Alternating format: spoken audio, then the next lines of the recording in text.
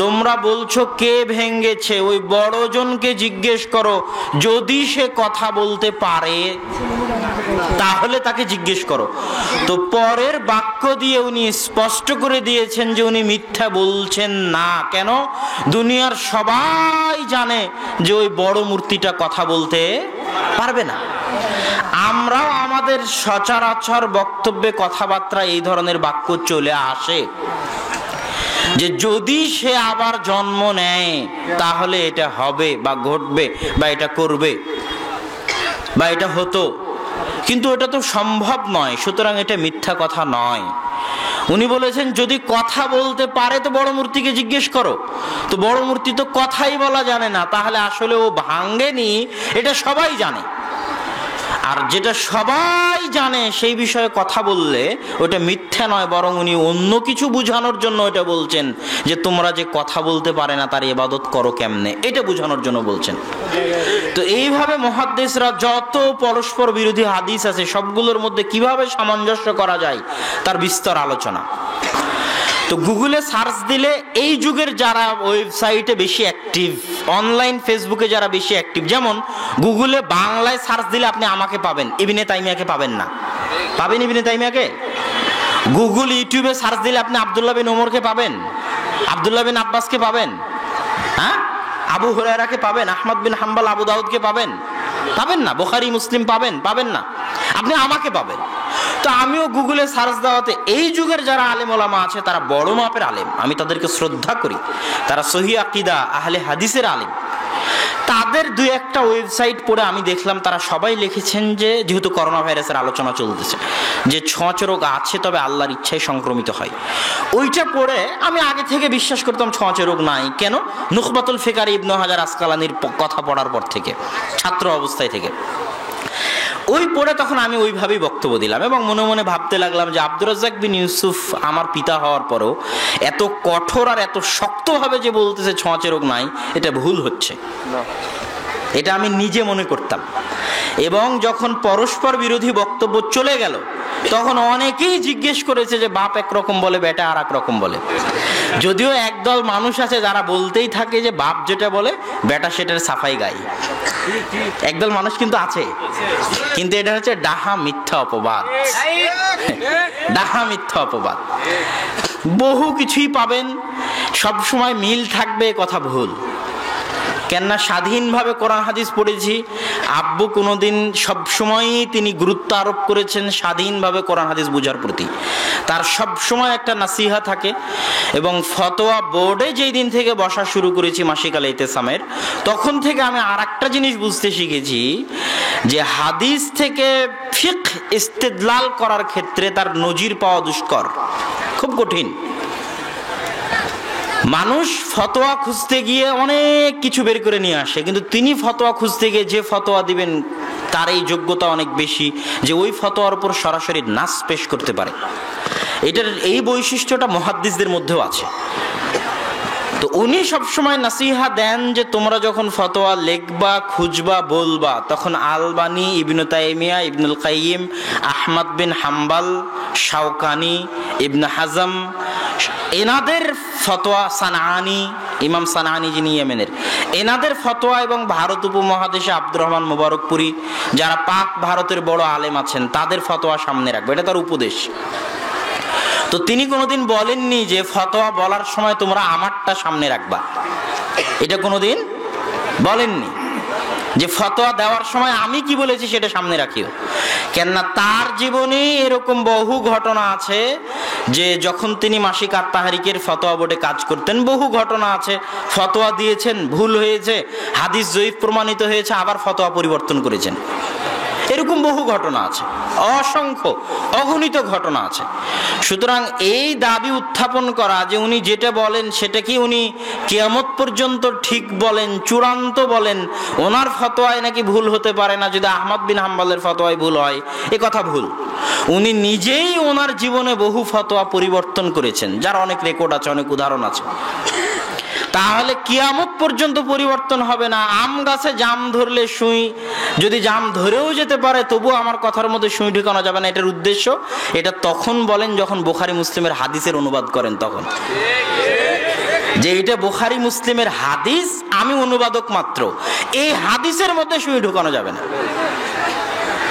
এখন কেউ দুই একটা আব্দুর রাজ্জাক বিন ইউসুফের বক্তব্যগুলো সম্পর্কে সমস্যা হচ্ছে, যারা অভিযোগ তোলে তারা দুই একটা বক্তব্য শুনে অভিযোগ করা শুরু করে। সব বক্তব্য যদি সে শুনতো এবং তার সম্পর্কে জানতো, তার সাথে উঠা বসা করতো, তাহলে সে বুঝতে পারতো যে আসলে কি কাহিনী। এখন আব্দুর রাজ্জাক বিন ইউসুফের সামনে জালসার শেষে যে প্রশ্নগুলো দেওয়া হয়, এরকম বক্তা বাংলাদেশে কেউ নাই যে গড়ানে প্রশ্ন পড়ে আর উত্তর দেয়, কেউ নাই। আমি আব্দুল্লাহ নিজেও আগে প্রশ্ন পড়ি, এই প্রশ্নের উত্তর দেওয়া যাবে না, যাবে না, যদি উত্তর না দেওয়া যায় তাহলে পড়ি না, রেখে দিই। সব বক্তাই তাই করে, প্রশ্ন পড়ে এই প্রশ্নের উত্তর দেওয়া যাবে না, যাবে না, তাহলে রেখে দিলাম, এটা দেওয়া যাবে না, রেখে দিলাম। মাঝে মধ্যে বগুড়াতে আসলে আব্দুল সালাম মামা সাক্ষী আছে, পাশে বসে থাকে, আমি বলি যে পড়ে দেন, যেটা দেওয়া যাবে না ওটা দিয়েন না। গড়ানে ফতোয়া প্রশ্ন পড়ে আর পড়ে উত্তর দেয় একমাত্র আব্দুর রাজ্জাক বিন ইউসুফ, আর এক বাক্যে উত্তর দেয়। তো এখন প্রোগ্রাম শেষ হয় 12:30 1টায়, যাওয়া লাগবে রাজশাহীতে, সকাল 8টায় ক্লাস ধরতে হবে। আর জনগণ, সাধারণ জনগণকে যদি আমি বলতে থাকি, যেমন আজকের বক্তব্য, আজকে একটা ফতোয়ার উপর কথা বলবো, এখন যদি 1.5-2 ঘন্টা একটা ফতোয়ার উপর বক্তব্য দিই, আহমদ বিন হাম্বল এই বলেছে, আবু হানিফা এই বলেছে, শাফি এই বলেছে, তবে সঠিক মত এটা হতে পারে, তাহলে সাধারণ জনগণ যারা বসে আছে তারা পাগল হয়ে যাবে, বলে হুজুর ঠিক কোনটা সেটা বলেন। কথা বুঝতে পারেননি? এটা হচ্ছে মাঠের প্রোগ্রামের সমস্যা। তো এখন মাঠের প্রোগ্রামের মনোভাব আব্দুর রাজ্জাক বিন ইউসুফ বুঝে কেন 30 বছর থেকে দাওয়াত দিচ্ছে। তো যেটা ঠিক, দলিল আদিল্লা না বলে যেটা ওনার কাছে ঠিক, উনি শুধু ওই অ্যান্সারটা বলে যান, শুধু এক বাক্যে অ্যান্সার, চলবে চলবে না, জায়েজ জায়েজ, না জায়েজ না জায়েজ, হারাম হারাম, হালাল হালাল, এইভাবে ফতোয়া চলতে থাকে। কেন থাকে প্রশ্ন 100টা, সময় অল্প, জনগণ বুঝবে না ব্যাখ্যা সহ বললে। এখন ওই 2-1টা প্রশ্ন সংগ্রহ করে নিয়ে ফেসবুকে চলতেছে মারামারি, গণযুদ্ধ, গৃহযুদ্ধ। তো এখানে বিষয়গুলো বুঝতে হবে, মাথায় নিতে হবে যে এমনিতেই আন্দাজি অভিযোগ উত্থাপন করলে হবে না, অভিযোগের ভিত্তি থাকতে হবে। এবং সব বক্তব্য শুনে যখন আপনি জিনিসটা আঁচ করবেন, আর আব্দুর রাজ্জাক বিন ইউসুফকে যখন আগে থেকে জেনে আসবেন, তখন বুঝতে পারবেন। আজকে একজন বহু বক্তব্যে, যেমন আমি নিজেও, এমন কোনো বক্তা নাই যে এই বিষয়ে এতটা সতর্ক থাকতে পারে, হয়ে যায় মানুষের। যখন আমি হাদিস বলি যে ইন্নী হারামতু যুলমা আলাইয়া, আমি আল্লাহ আমার উপর জুলুমকে হারাম করেছি, বক্তব্যের যখন গতি থাকে তখন হাতের ইশারা নিজের দিকে হয়ে যায়। কথা কি বুঝতে পেরেছেন? যে আমি তোমাদের উপর জুলুমকে হারাম করেছি, আমি বলছি কেউ কি আছে যে ক্ষমা চাইবে, বক্তব্যের গতির কারণে হাতের ইশারা কোন দিকে হয়ে যায়? নিজের দিকে। তার মানে কি আমি আল্লাহ? আমি আল্লাহ নই, এটা সবাই জানে, এটা কমন নলেজ, জেনারেল নলেজ। এখন এই কমন সেন্স যদি না থাকে তাহলে তাকে পাগল বলতে হবে, কমন সেন্স তো থাকতে হবে। যে যারা অভিযোগ উত্থাপন করতেছেন তাদেরও এরকম আছে। আল্লাহ সুবহানাহু ওয়া তাআলা উকি দিয়েছেন বলতে গিয়ে উকি দেওয়া হয়ে গেছে, এইভাবে যে উকি দিয়েছেন, তার মানে কি আল্লাহ এভাবে উকি দিবেন? আল্লাহ সুবহানাহু ওয়া তাআলা জাহান্নামে পা দিয়েছেন বলতে গিয়ে বক্তব্যের গতিতে পা উঠানো হয়েছে, তার মানে কি আল্লাহর পা আমার পা? আর এক বক্তব্য শুনে দেখেন, সেই বক্তব্যে আমি বলেছি যে আল্লাহর পা আছে, হাত আছে, তবে তার মতো। এখন আপনি একটা অংশ কাটলেন, কেটে বললেন যে আব্দুর রাজ্জাক সাহেব পা উত্তোলন করেছে, তার মানে আব্দুর রাজ্জাক সাহেব মুসাব্বিহা। নাউজুবিল্লাহ, ডাহা মিথ্যা অপবাদ। কিয়ামতের মাঠে তোমাকে জবাব দিয়ে যেতেই হবে যুবক, এই মিথ্যা অপবাদের কারণে। অসম্ভব, এটা হতেই পারে না। তুমি চিনো তাকে না আমি চিনি, তার আশেপাশে যারা থাকে তারা চিনে না তুমি চিনো, তার আশেপাশে যারা থাকে তারা চিনে। এটা বক্তব্যের গতিতে হয়ে যায়। আল্লাহর রাসূলের হাদিসে আছে যে আল্লাহ জমিনকে রুটি বানাবেন ওইভাবে যেমন ভাবে উমুক বানায়। হাদিসের বাক্য, হাদিসের বাক্য যে আল্লাহ রুটি বানাবেন ওইভাবে যেমন ভাবে উমুক বানায়। এবারতটা আমার মনে পড়তেছে তোমাদের মুসাফিরে যাওয়া কোনো ব্যক্তি যেভাবে জানায়, এটা আমার সন্দেহ হচ্ছে যে এবারতে কি আছে। তো উমুক যেভাবে বানায় সেভাবে বানাবেন। তো এটার দ্বারা কি তাহলে আল্লাহ রাসূল মুসাব্বিহা? আল্লাহ রাসূল কি তাহলে এটা বলতে চাইলেন যে আল্লাহর রুটি বানানোর ধরনটা তোমাদের রুটি বানানোর ধরনের মতো তোমাদের যেরকম হাত আল্লাহর ওরকম হাত, ওই হাত দিয়ে আল্লাহ রুটি বানাবেন, এটা বুঝাতে চাইলেন না। এটা বুঝাতে চাননি। আল্লাহ রাসূল বুঝাতে চেয়েছেন যে আল্লাহ যে বাস্তবে রুটি বানাবে এটা রূপক নয়। যেমন মানুষ রূপক অর্থ করে, আল্লাহ নিচের আসমানে নেমে আসবেন, তখন মানুষ বলে আল্লাহ নেমে আসবেন না, আল্লাহর রহমত নেমে আসবে, এটা রূপক অর্থ করে মানুষ।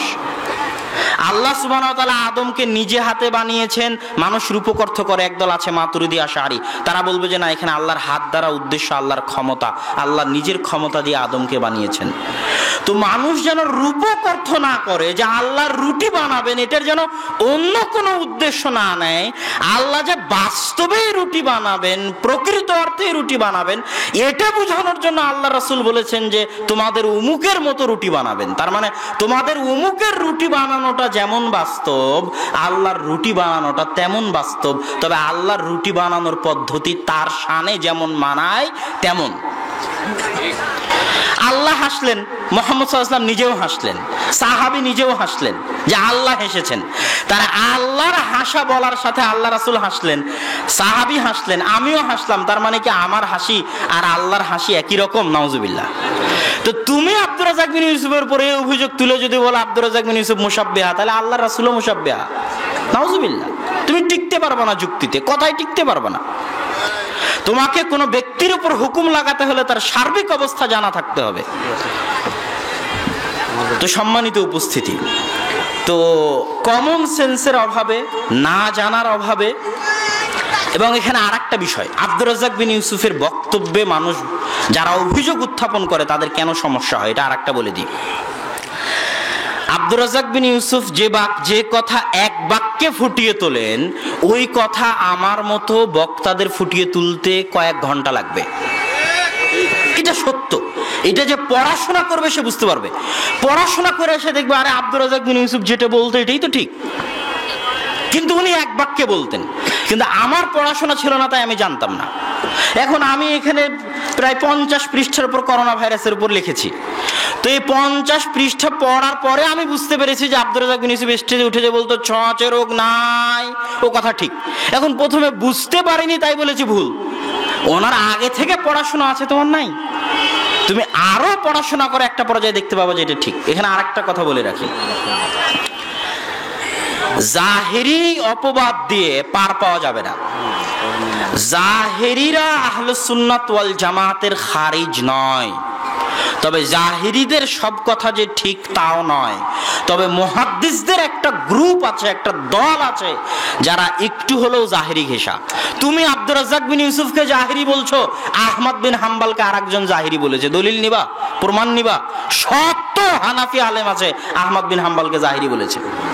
আরে আমার উস্তাদ মুফতি সাইদ আহমদ পালানপুরি কোন ফিকহি মতামত দেওয়ার সময় আহমদ বিন হাম্বল কি বলেছেন তা উল্লেখ করেন না। বলেন আবু হানিফা বলেছে, শাফি বলেছে, মালিক বলেছে। আহমদ বিন হাম্বলের নাম কই গেল উস্তাদজি? তো বলে আহমদ বিন হাম্বল জাহেরি। তো তুমি আব্দুর রাজ্জাক বিন ইউসুফ কি বলছো জাহেরি, আহমদ বিন হাম্বলকে আরেকজন জাহেরি বলেছে। মুখ দিয়ে উচ্চারণ করলেই হলো বেটা। তুমি বুঝো জাহেরি কাকে বলে। মুহাদ্দিসদের একটা বিশাল গ্রুপ আছে যাদেরকে বহু মানুষ যুগে যুগে জাহেরি বলেছে। আর জাহেরিরা আহলুস সুন্নাত ওয়াল জামাত থেকে খারিজ নয়। মানহাজ করে চিল্লালে হবে না, মানহাজ বুঝতে হবে। মানহাজ কি জিনিস? মানহাজ বলে একদল মানুষ খারিজি হয়ে যাচ্ছে। একদল খারিজি আছে যারা মানুষকে ইসলাম থেকে খারিজ করে দেয়, জঙ্গি, যে অমুক মুসলমান কাফের, অমুক মুসলমান কাফের, অমুক মুসলমান কাফের। আর একদল খারিজি আছে যারা মানুষকে আহলুস সুন্নাত ওয়াল জামাত থেকে খারিজ করে দেয়, যে অমুক আহলুস সুন্নাত ওয়াল জামাতের নয়, অমুক আহলুস সুন্নাত ওয়াল জামাতের নয়। এরাও খারিজি, ওই খারিজিদের চাইতে ভয়ঙ্কর। এটা যারা ফেসবুকে আছে তাদের উদ্দেশ্য মূলত কথাটা বলতে, যদিও আপনারা বুঝতেছেন না, কিন্তু করোনা ভাইরাসের আলোচনা আসতেছে ইনশাআল্লাহ। তো এখান থেকে যেটা বুঝাতে চাচ্ছি সেটা হচ্ছে, দেওবন্দে একবার একটা আলোচনা হলো যে আহলে হাদিসরা কি আহলুস সুন্নাত ওয়াল জামাতের অন্তর্ভুক্ত? বিশাল আলোচনা শেষে নেয়ামতুল্লাহ আজমি বললেন 1.5 ঘন্টার আলোচনা শেষে যে না, আহলে হাদিসরা আহলুস সুন্নাত ওয়াল জামাতের বাহিরে নয়, তারা আহলুস সুন্নাত ওয়াল জামাতের অন্তর্ভুক্ত। তুমি যদি বলো যে অমুক মানহাজ থেকে খারিজ, তোমাকে আগে প্রশ্ন উত্তর দিতে হবে আবু হানিফা কি আহলুস সুন্নাত ওয়াল জামাতের অন্তর্ভুক্ত? আহমদ বিন হাম্বল কি আহলুস সুন্নাত ওয়াল জামাতের অন্তর্ভুক্ত? আহলুস সুন্নাত ওয়াল জামাত কি তোমার পৈতৃক সম্পত্তি? মানহাজ কি তোমার পৈতৃক সম্পত্তি যে তুমি এরকম ছোট করে নিবা, সংকীর্ণ করে নিবা? আর নির্দিষ্ট দেশের একটা আলেমই মাত্র কেবার, নির্দিষ্ট দেশের একটা আলেমেরই মাত্র কথা শুনতে হবে, তাকলিদ করতে হবে। আমি আল্লাহর শুকরিয়া আদায় করি যে এই যুগে আল্লাহ সুবহানাহু ওয়া তাআলা দেখিয়ে দিয়েছেন যে নির্দিষ্ট দেশ, নির্দিষ্ট এলাকা, নির্দিষ্ট দল, নির্দিষ্ট সংগঠন, নির্দিষ্ট জাতি, নির্দিষ্ট আলেম, নির্দিষ্ট মাদ্রাসার মধ্যে হক সীমাবদ্ধ নয়। এটা হকের বৈশিষ্ট্য যে হক নির্দিষ্ট কিছুর মধ্যে সীমাবদ্ধ নয়। দারুল উলুম দেওবান 200 বছরের মাদ্রাসা, তারা মনে করতেছে ওখানেই হক সীমাবদ্ধ। এটা ভুল। আহলে হাদিসদের মধ্যে একটা ট্রেন্ড চালু হয়েছিল, বহু বক্তা বক্তব্য দিতে গিয়ে বলতে লাগতো, এই জোরে আমিন কেন বলবো না, জোরে আমিন মক্কা মদিনায় বলে। আমি আজ থেকে 1-2 বছর আগে বক্তব্যের প্রতিবাদ করেছি জেদ্দা এবং মদিনাতে, যে জোরে আমিন কেন বলবা না, মক্কা মদিনায় জোরে আমিন বলে। এ কথা বিশাল ভুল।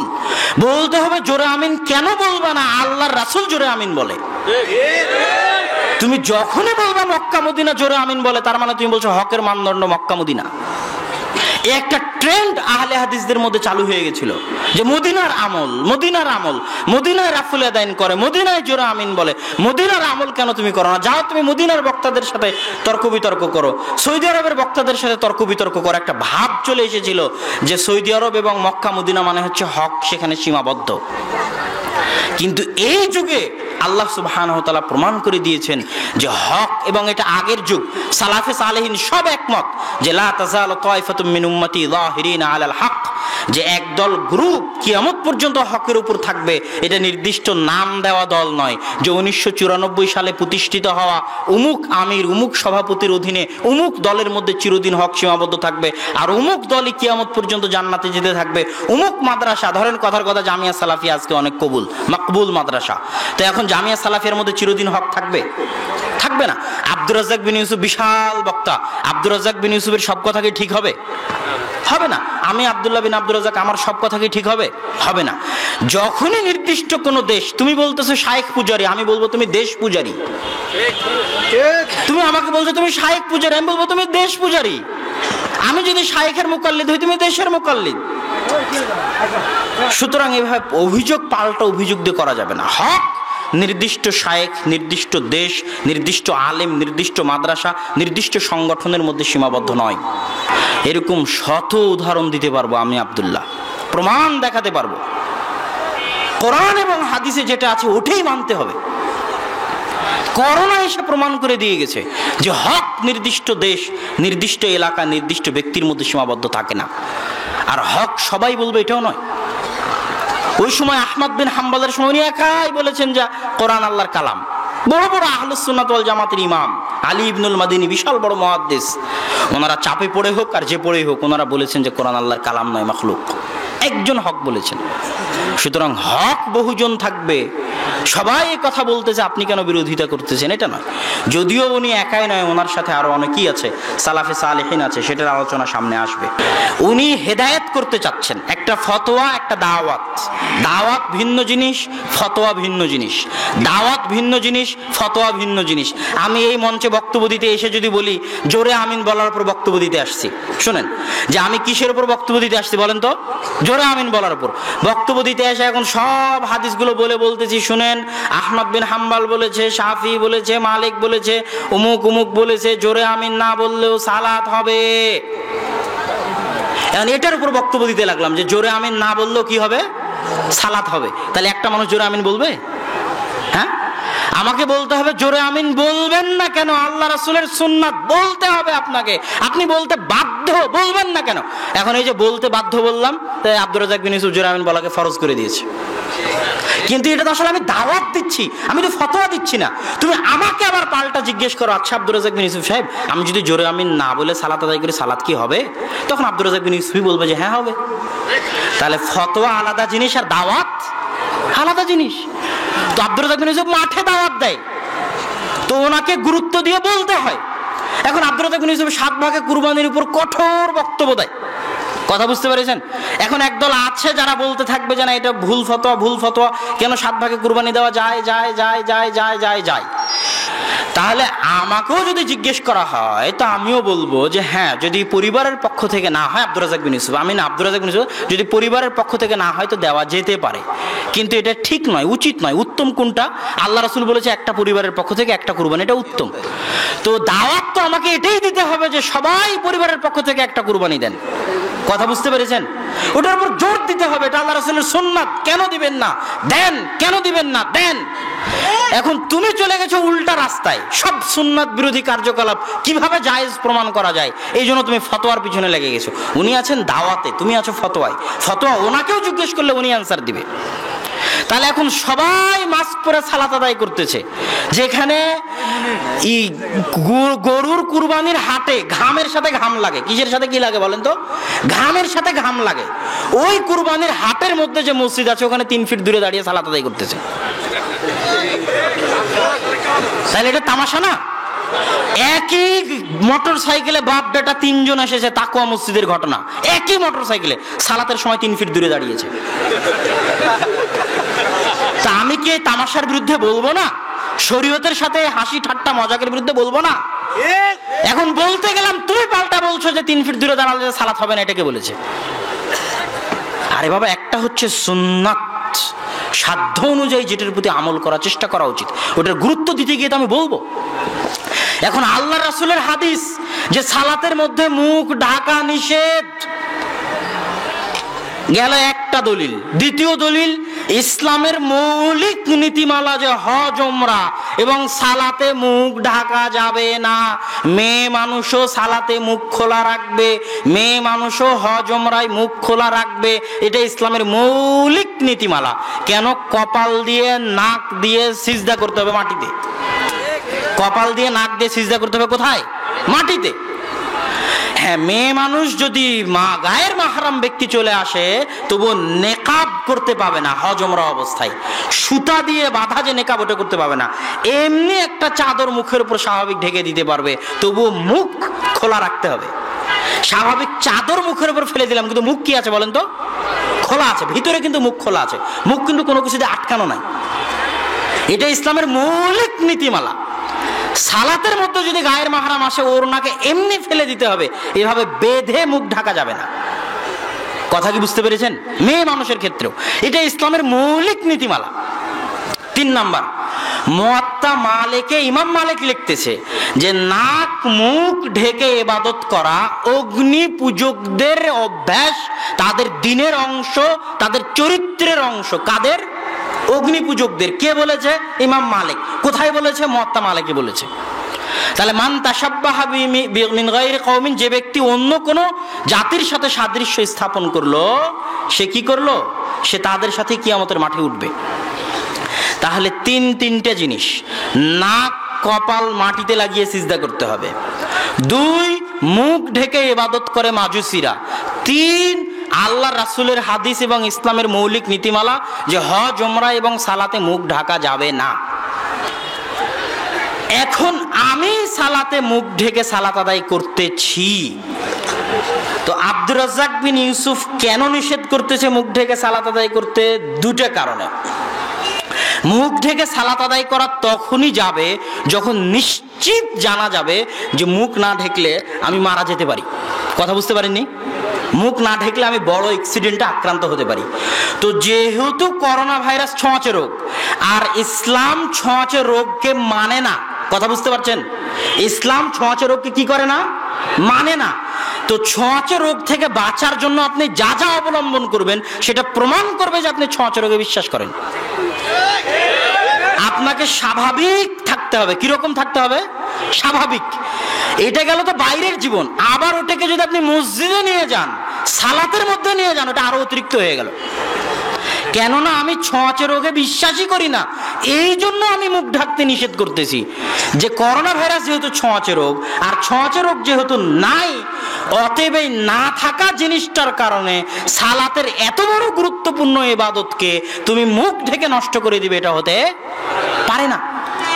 এটা যদি না করি তাহলে জাবারিয়া হয়ে গেলাম। মাস্ক যদি না পরি তাহলে যাবারই। আরে বাবা এটা নয়, আমি তো ছোঁয়াচে রোগে বিশ্বাস করি না, এই জন্য মুখ ঢাকি না। তাও আবার সালাতের মধ্যে। হানাফি আলেম আব্দুস সালাম চাটগামি, হাটহাজারী মাদ্রাসার মুহাদ্দিস, পাকিস্তানও হাটহাজারী মাদ্রাসার মুফতি, পাকিস্তানেও বহুদিন উনি মুফতি আম ছিলেন। ইয়েমেনের বহু বড় বড় মুহাদ্দিসের ফতোয়া উনি লিখেছেন, হানাফিরা মাসলা মাসাইলের ক্ষেত্রে একটু বেশি দাকিক হয়। আহলে হাদিসরা বলবে জায়েজ না জায়েজ, হালাল হারাম, মাঝখানে কোনো অপশন আহলে হাদিসরা রাখে না। হানাফিরা অনেক অপশন রাখে, বলবে ফরজ, ওয়াজিব, সুন্নাত, নফল, মুস্তাহাব, পাঁচটা। কয়টা? পাঁচটা। মানে ওরা একটু বেশি যাচাই বাছাই করে যে এটা মুস্তাহাব, এটা নফল, এটা সুন্নাত, এটা ওয়াজিব, এটা ফরজ। আর আহলে হাদিসদের মতে দুইটাই, হয় ফরজ না হয় সুন্নাত, কোনো অপশন নেই, হয় ফরজ না হয় সুন্নাত। এবার হালাল হারামের ক্ষেত্রে ওদের কাছে দুটো অপশন, মাকরু হারাম। মাকরু আবার দুই ভাগে, মাকরু তানজিহি, মাকরু তাহরিমি। মাকরু তাহরিমি মানে হারামের নিকটবর্তী। তো হানাফিরা যারা দাকিক মাসলা মাসাইলের ক্ষেত্রে, তিনি এই বইয়ে লিখেছে যে হানাফি মাযহাবের মতে সালাতে মুখ ঢেকে ইবাদত করা মাকরুহে তাহরিমি, মানে হারামের কাছাকাছি মাকরু। তাহলে আব্দুর রাজ্জাক বিন ইউসুফ তার ফতোয়ায় একক, এটা কিভাবে হলো?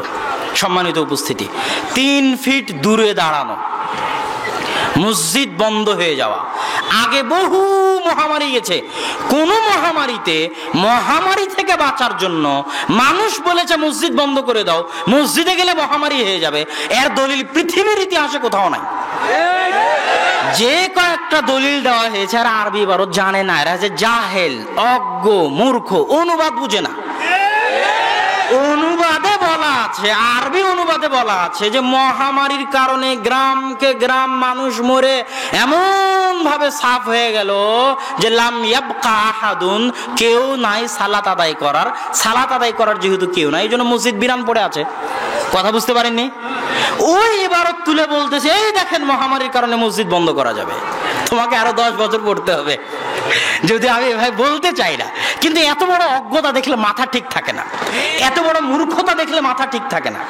আরবি ইবারত বুঝো না, ফতোয়া তোমাকে কে দিতে বলেছে? অনুবাদ বুঝো না, কে ফতোয়া দিতে বলেছে?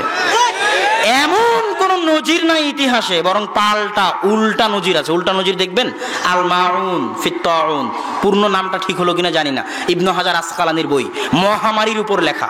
ইবনে হাজার আসকালানি 400-450 হিজরির ঘটনা নকল করতেছে, দামেস্ক, সিরিয়া, ফিলিস্তিনের ঘটনা নকল করতেছে। ভয়ঙ্কর মহামারী, গ্রামকে গ্রাম সাফ হয়েছে সেকেন্ডে। কে কাফন দিবে, কে জানাজা দিবে, কাকে কোন কবরে দেওয়া হবে ভাবার সময় নাই, গণকবর।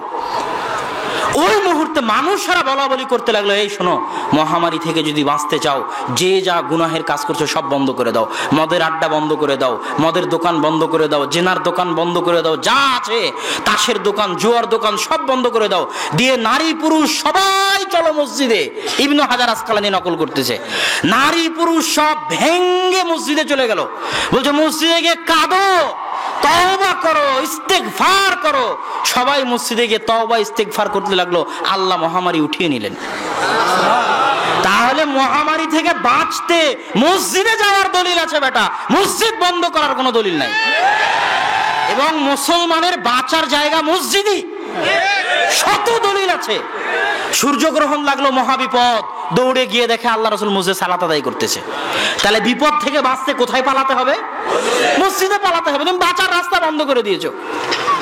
এইসব আউল ফাউল জাতিসংঘ কখন কি না বলে, হু কখন কি বলে, জন হপকিন্স কি পরিসংখ্যান দেয় না দেয়, ওগুলো সারাদিন পেপার পত্রিকা প্রচার করে, ওগুলোর চাপে সবার মাথা হয়ে গেছে নষ্ট। যে ফতোয়া টিকবে না সেই ফতোয়া দেওয়া ঠিক নয়। কেন 3 ফুট দূরে দাঁড়িয়ে সালাতের পক্ষে তুমি যে লড়াই করতেছো, মাস্ক পরে সালাত আদায়ের পক্ষে যে লড়াই করতেছো, এই ফতোয়া কিন্তু টিকবে না। কি জন্য টিকবে না? এখন পর্যন্ত বিশ্ব স্বাস্থ্য সংস্থা বলো, আর জাতিসংঘ বলো, আর বিজ্ঞানীরা, ডাক্তারেরা বলো, কেউ নিজেও জানে না যে করোনা ভাইরাস কি, কেমনে ঢুকে, কেমনে বের হয়, কি করা যাবে, মাস্ক পরলে বাঁচা যাবে না, মাস্ক পরলে বাঁচা যাবে না, কোন মাস্ক পরতে হবে, সার্জিক্যাল মাস্ক না কাপড়ের মাস্ক না পিপিই, কি পরলে বাঁচা যাবে কেউ ভালোভাবে জানে। প্রত্যেক দিনই মতভেদ। আজকে জাতিসংঘ একটা মত দিচ্ছে যে মাস্ক না পরলেও কোনো সমস্যা নাই, করোনা ভাইরাস হবে না। পরের দিন আবার বলছে না মাস্ক পরতে হবে। পরের দিন আবার বলতেছে একদল ডাক্তার, না এই সার্জিক্যাল মাস্ক পরা যাবে না, কাপড়ের মাস্ক না, কাপড়ের মাস্ক না, সার্জিক্যাল মাস্ক। তো ওরই তো মন্তব্যের ঠিক নাই, তুমি তার উপর ভিত্তি করে ফতোয়া দিয়ে ইসলামের বিধানকে এত দ্রুত কেন পরিবর্তন করলে? ডাক্তারেরা আগে আগে সব একমত হোক, একমত হয়ে বলুক, তারপরে একটা কথা। ডাক্তারেরাই তো একমত নয়, আজ এক কথা বলে কাল আর এক কথা বলে। জাতিসংঘরিত মন্তব্যের ঠিক নাই, আজ এক কথা বলে কাল আর এক কথা বলে। আর লকডাউন দিয়ে তো দুনিয়া চলবে না। প্রথম দিনেই যেই দিন জামিয়া সালাফিয়া বন্ধ হয়, প্রথম দিনেই যেই দিন জামিয়া সালাফিয়া বন্ধ হয়, সেই দিনেই আব্দুর রাজ্জাক বিন ইউসুফ ওই দিনই বলেছেন যে এইভাবে শিক্ষা প্রতিষ্ঠান বন্ধ করে বরকত কমানো হচ্ছে। কেন? কোরআন হাদিস পড়বে, মসজিদ চলবে, আল্লাহর বরকত অবতীর্ণ হবে, বাঁচা যাবে বিপদ থেকে। মাদ্রাসা বন্ধ, মসজিদ বন্ধ, বিপদ তো আরো নামবে। ওই দিন বলেছেন, প্রথম দিন। তখন মানুষ অনেক সমালোচনা করেছে, কিন্তু বাস্তব সত্য কথা কিন্তু এটাই। তো এখন পর্যন্ত জাতিসংঘ কেউ বলেনি যে আপনারা 3 ফিট দূরে দাঁড়ায়েন না, কেউ আপনারা 3 ফিট দূরে না দাঁড়িয়ে পাশাপাশি দাঁড়ান। কেউ জানে না যে কত ফুট দূরে করোনা ভাইরাস যায়, 9 ফুট দূর পর্যন্ত যায় না 10 ফিট দূর পর্যন্ত যায়, 3 ফিট দূর পর্যন্ত যায়, কেউ কিন্তু জানে না। কারণ 3 ফিট দূরে দাঁড়ালে যদি 9 ফুট দূরেও ধরে, তাহলে কথা বুঝতে পারেননি? তাহলে যে ফতোয়া টিকবে না সেই ফতোয়া দিতে গিয়ে অপমান হতে হবে, আজ হোক কাল হোক হতে হবে। কেননা জাতিসংঘ কোনোদিন বলবে না যে এখন করোনা মহামারী উঠে গেছে, এখন আর নাই। যতদিন টিকা না আসবে, যতদিন ব্যবসা কমপ্লিট না হবে টিকা বিক্রি করার, ততদিন করোনা কিন্তু চলতেই থাকবে, ততদিন করোনা চলতেই থাকবে। তো এখন যতদিন করোনা চলতে থাকবে, দেখবেন যে না ও মসজিদ 3 ফুট দূরে বন্ধ হয়ে গেছে, মাস্ক ছাড়া মানুষ ছালাতে আসতেছে, তাহলে ওরা যতক্ষণ বলবে না ততক্ষণ তুমি তোমার ফতোয়া ধরে রাখতে পারবা না। অতএব ওই ফতোয়ায় গিয়ে শুধু বিরোধিতা করা হবে, শুধু হিংসা করা হবে। বরং এটাই সঠিক সারমর্ম কথা, ছোঁয়াচে রোগ নাই, এটা বেশি বিশুদ্ধ। ছোঁয়াচে রোগ যেহেতু নাই, এই জন্য আমি মাস্ক পরে সালাত আদায় করবো না, এটা অনেক বড় হুকুম। সালাতে মুখ খোলা রাখা অনেক বড় হুকুম, এবং মাজুসিরা মুখ ঢেকে ইবাদত করে। ছোঁয়াচে রোগ যেহেতু নাই, সেহেতু আমি 3 ফিট দূরে দাঁড়াবো না। কেননা পাশাপাশি দাঁড়ানোর কত গুরুত্ব, অগণিত অসংখ্য হাদিস আছে প্রাচীর দিয়ে পাশাপাশি দাঁড়ানোর। আর ছোঁয়াচে রোগ যদি একবার বিশ্বাস করা হয়, মুসাফা বন্ধ হয়ে যাবে। ছোঁয়াচে রোগ যদি থাকতো, আল্লাহ রাসূল পায়ে পা দাঁড়ানোর হুকুম দিতেন না। ছোঁয়াচে রোগ যদি থাকতো, আল্লাহ রাসূল মুসাফা করতে বলতেন না। ছোঁয়াচে রোগ যদি থাকতো, ইসলামে ঈদের জামাত, জুমার খুতবা, বিশাল সমাবেশ, এগুলো থাকতো না, এগুলো আল্লাহ রাসূল হুকুম দিতেন না। ছোঁয়াচে রোগ যদি থাকতো, অসুস্থ ব্যক্তিকে আল্লাহ রাসূল দেখতে যেতে বলতেন না। কেন? ছোঁয়াচে রোগে আক্রান্ত ব্যক্তিকে দেখতে গেলে তো আমিও আক্রান্ত হব না? আমিও আক্রান্ত হব। আল্লাহ রাসূল বলছে অসুস্থ ব্যক্তিকে দেখতে যাওয়া হক, এক মুসলমানের উপর আর এক মুসলমানের হক। আর দেখতে গেলে 70,000 ফেরেশতা সকাল থেকে সন্ধ্যা পর্যন্ত তার জন্য আল্লাহর কাছে দোয়া করবে। কত বড় ফজিলত! ইসলাম একটা সামাজিক ধর্ম, পুরোটাই সামাজিকতার উপর টিকে আছে। মুসাফা, কুলাকুলি, পায়ে পা মিলিয়ে দাঁড়ানো, জুমার খুতবা, মসজিদ ভর্তি মানুষ, ঈদের খুতবা, মাঠ ভর্তি মানুষ, অসুস্থ ব্যক্তিকে দেখতে যাওয়া। যেই দিনে বিশ্বাস করবেন ছোঁয়াচে রোগ আছে, ইসলামের শতবিধান ধ্বংস হয়ে যাবে, শতবিধানকে টিকানো মুশকিল হয়ে যাবে। অতএব আকীদা সঠিক রাখতে হবে। আল্লাহ সুবহানাহু ওয়া তাআলা আমাদেরকে সঠিক বুঝার, সঠিক বলার এবং সঠিক জিনিসের প্রতি আমল করার তৌফিক দান করুক। ওয়া আখিরু দাওয়ানা আনিল হামদুলিল্লাহি রাব্বিল আলামিন। আসসালামু আলাইকুম ওয়া রাহমাতুল্লাহি ওয়া বারাকাতুহু।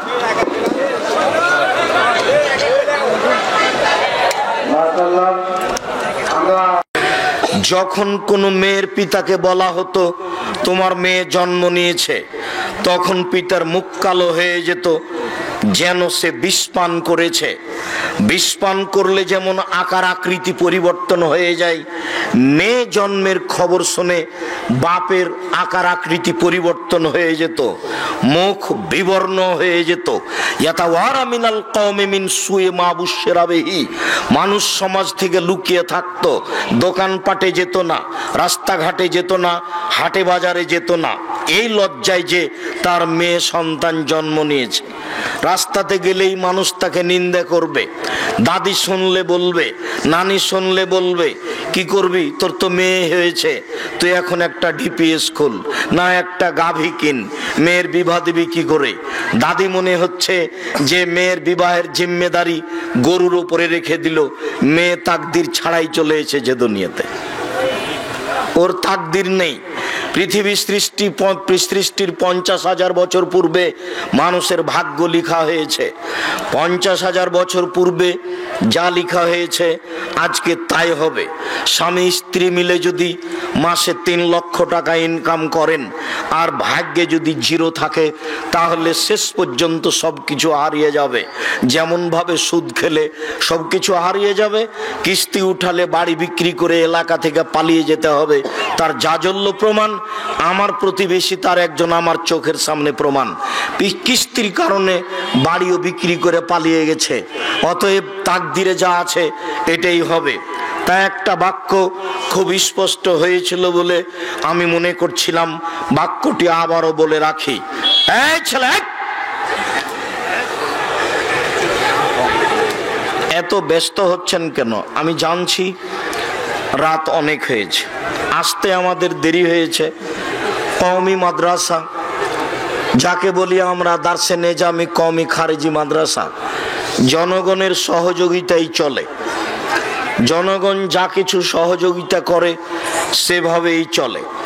আমি বহুদিন বলেছি নিমগাছি মাদ্রাসায় জালসা শুনতে আসলে 2 মাস 1 মাস 15 দিন আগে থেকে প্রস্তুতি নিতে হবে। ছেলে নেবে 100 টাকা, মেয়ে নেবে 50 টাকা, আপনার স্ত্রী হাতে নেবে 500 টাকা, আপনি নেবেন 1000 টাকা।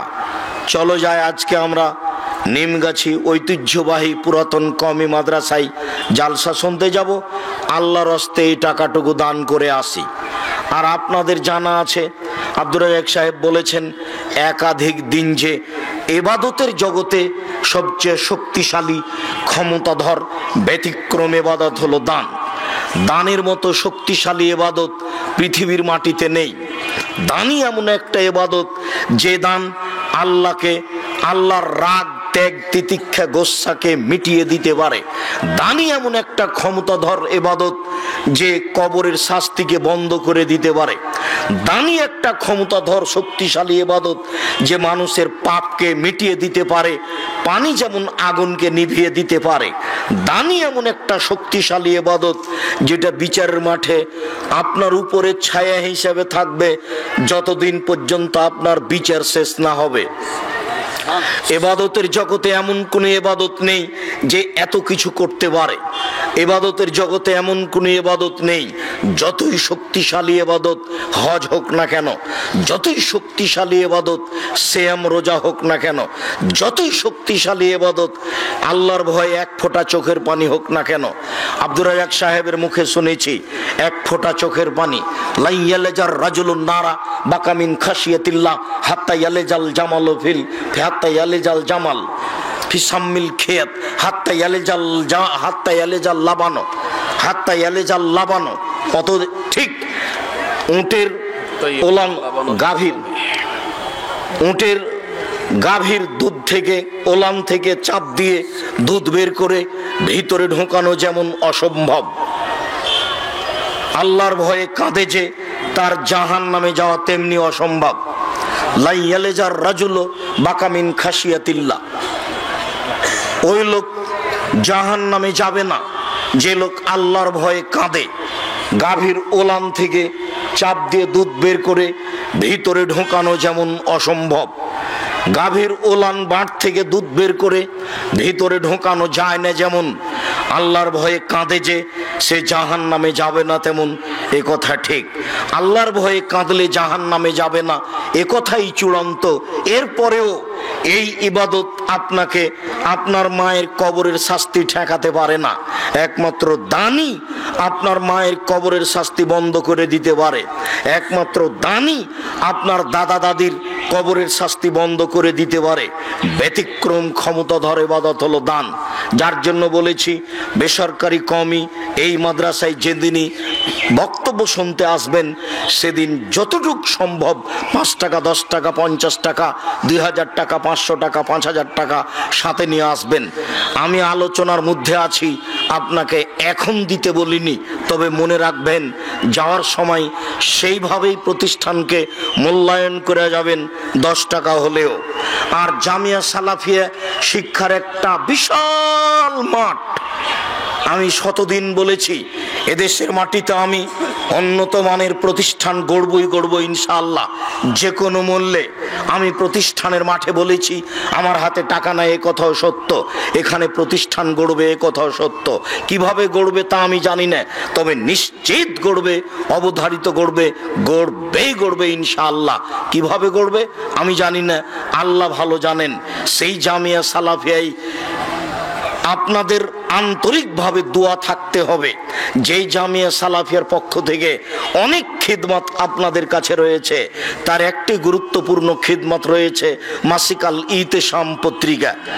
আজকে পান আর না পান, মাসিকাল ইতেশাম পত্রিকা কোথায় আছে খুঁজে বের করতে হবে। 20-25 টাকা মাসে লাগলে তাতে আসে যায় না। একটা পত্রিকার পিছনে 10 জন মুফতি আছেন, প্রতি মাসে ফতুয়া বোর্ড বসে। একটা পত্রিকার পিছনে 10 জন সদস্য গবেষণাগারে আছে। একটা পত্রিকার পিছনে প্রায় 12, 14, 15, 16 জন আপনার কর্মচারী আছে। ব্যয়বহুল খরচের একটা পত্রিকা মাসিকাল ইতেশাম পত্রিকা, যাতে 50টা প্রশ্নের উত্তর রয়েছে কোরআন এবং সহিহ হাদিস ভিত্তিক। পৃথিবীর প্রত্যেকটা বাঙালির কাছে এই মাসিকাল ইতেশাম পত্রিকা থাকবে, এটা আমার জোরালো দাবি। সাথে সাথে আব্দুল্লাহর বইগুলি এদেশে একটা ভিন্ন ধরনের বই, যেমন মিন্নাতুল বারি, বুখারীর ব্যাখ্যা, ব্যতিক্রম বই। আমরা হাদিস মানতে বাধ্য। অনেকেই বলছে যে সুন্নাহ তার হাদিস এক নয়, অনেকেই বলছে কোরআন মানলেই হবে, হাদিস মানতে হবে না, তাই ও বইটি আমরা হাদিস মানতে বাধ্য। আরো অনেক বই। সাথে সাথে আপনার জামিয়া সালাফিয়ার জন্য আন্তরিকভাবে দোয়া। ঠিক অনুরূপী এই নিমগাছি কওমি মাদ্রাসার জন্য আন্তরিকভাবে দোয়া থাকবে, দানের হাত প্রশস্ত থাকবে। সকল দিনী ভাই বোনকে যাওয়ার এক পর্যায়ে এইগুলি কাজ করে যাওয়ার জন্য আন্তরিকভাবে অনুরোধ জানিয়ে আমি বলছি, মনে রাখবেন, মেয়ে জন্ম নিলে পিতার মুখ কালো হয়ে যেত, যা এখন দেখা যায়। দাদি বলছে, দাদা বলছে, কি করবি, একটা ডিপিএস খুল, না হয় একটা গাভী কিন। তার মানে দাদি বুঝে না তাকদীর কাকে বলে। সেই হাদিসটা স্মরণ করিয়ে দিয়ে আবার এখানে ফিরে আসছি। রাসূল সাল্লাল্লাহু আলাইহি সাল্লাম যখন প্রাণীকে সৃষ্টি করলেন, সব প্রাণী, মানুষজন, পশু পাখি সৃষ্টি করার পরে লিখে দিলেন হায়াতাহা ও মাউতাহা ও রিজকাহা ও মাসায়েবাহা। লিখে দিলেন তার মরণ, লিখে দিলেন তার জীবন, লিখে দিলেন তার রুজি, লিখে দিলেন তার অসুখ বিসুখ। করোনা ভাইরাস, সেই দিন যদি করোনা ভাইরাস লিখা হয়ে থাকে পৃথিবী সৃষ্টির 50,000 বছর পূর্বে, আর আজকে যদি আপনি পাথরের মধ্যে লুকিয়ে থাকেন, তবু আপনাকে করোনা ধরবেই ধরবে। আর যদি সেই দিন না লেখা থাকে, তাহলে আজকে যার করোনা হয়েছে তার গায়ের উপর যদি উলট পালট করেন, তবু তার করোনা হবে না। যা আব্দুল্লাহর বক্তব্যের শেষ বাক্যে শুনছিলাম যে অনেক করোনার রোগীর খাদ্য ফেলা হচ্ছে, পাগল খাচ্ছে, কিন্তু করোনা তাকে ধরে না। অতএব একটা কল্পনা মাত্র, কিছুই না। যাকে আমি 5 পয়সা সরিষা সমপরিমাণ দাম আমি কোনো সময় দিইনি। যখনই লকডাউন ঘোষণা দিয়ে এগুলো বলেছিল, সেদিনই আমি বলেছিলাম, যদি করোনায় কাউকে আক্রান্ত করে থাকে, করোনা ধরে থাকে, আমি আব্দুর রাজ্জাক বিন ইউসুফ তার সাথে একসাথে খেতে প্রস্তুত আছি। যদি কেউ করোনায় মারা যায়, তাহলে আমি তার গোসল দিব, জানাজায় উপস্থিত থাকবো। এ কথা আমি সেই দিন বলেছি। এর সরিষা সমপরিমাণ দাম আমি আব্দুর রাজ্জাক দিনে ওই গতিতে এখনো আছি। দেহে যতক্ষণ পর্যন্ত শ্বাস থাকবে ততক্ষণ পর্যন্ত থাকবো ইনশাল্লাহ। এটাই চূড়ান্ত হিসাব, এরই নাম তাকদীর। জাহেলিয়াতের যুগে, বন্যতার যুগে, বর্বরতার যুগে, অসভ্যতার যুগে নারীদের দাম দেওয়া হয়নি, তার এটা জাজল্য প্রমাণ। পিতা চিন্তা করত, কি করি, আয়ুমসিকুহা আলা হুনিন আম ইয়াদুসসুহু ফিত তুরাব। এই অপমান অবস্থায়, চিন্তিত অবস্থায় মেয়েকে রেখে দিব না মাটিতে পুঁতে দিব। যদি মাটিতে পুঁতে দিই, বালাই চলে গেল। আর যদি রেখে দিই, তাহলে অপমান সুনিশ্চিত। মেয়ে বড় হলে বের হয়ে যাবে, মেয়ে বড় হলে যৌতুক লাগবে। যৌতুক বগুড়াতে বেশি লাগে, গাইবান্ধাতে লাগে, রংপুর, দিনাজপুর, লালমনিরহাট, নীলফামারী, কুড়িগ্রাম, পঞ্চগড়, ঠাকুরগাঁ এসব এলাকায় বেশি লাগে বলে আমার অবগতি। তবে চাঁপাইনবাবগঞ্জে লাগে, কিন্তু এরকম লাগে তা আমার জানা নাই। বহু কাপুরুষ এখানে বসে আছে যে বেটার কাউ যৌতুক নিয়েছে। লজ্জা হয় না বাপ বেটাকে? ভিক্ষা করে খাবেন। এই ছেলে, তোমরা বাপ বেটাকে তো আমি ভিক্ষা করে খেতে বলেছি। বেটা তোমাকে আর তোমার বাপের আমি 5 পয়সা দাম দিই না। তোমার কাঁদলেই কি আর হাসলেই কি, তোমাকে খারাপ লাগলেই কি আর ভালো লাগলেই কি, কা পুরুষের বাচ্চা কা পুরুষ। তোমাকে আমি ভিক্ষা করে খাওয়ার জন্য পরামর্শ দিয়েছি, তবে আমি ভিক্ষা করে খেতে বলিনি। আমি বলেছি মানুষের বাড়িতে কাজ করে খেতে হবে, আমি বলেছি চকলেটের ব্যবসা করতে হবে, আমি বলেছি কাপড়ের ব্যবসা করতে হবে, আমি বলেছি কলা বিক্রি করে খেতে হবে, আমি বলেছি মানুষের বাড়িতে কাজ করে খেতে হবে। যৌতুক নিতে হবে কেন? 24 ঘন্টার মধ্যে যৌতুক ফেরত দিতে হবে। একজন লোক আমার কাছে এসেছে, সে ফারায়েজের উপরে, জমি বন্টনের উপরে করছে, পিএইচডি করছে। তো আমার কাছে এসেছে তথ্য নিতে। তথ্যর এক পর্যায়ে আমাকে বলছে, আপনার আব্বা মারা গেছেন? তা আমি বললাম হ্যাঁ মারা গেছেন। তা আপনার জমি জায়গার খবর কি? আমি বললাম আমার বাপকে মাটি দিয়ে আসার পরে আগে জমি ভাগ করেছি, তারপরে খাওয়া দাওয়া। যদিও জমি আমি চিনি, আমার ছোট ভাই চিনে না।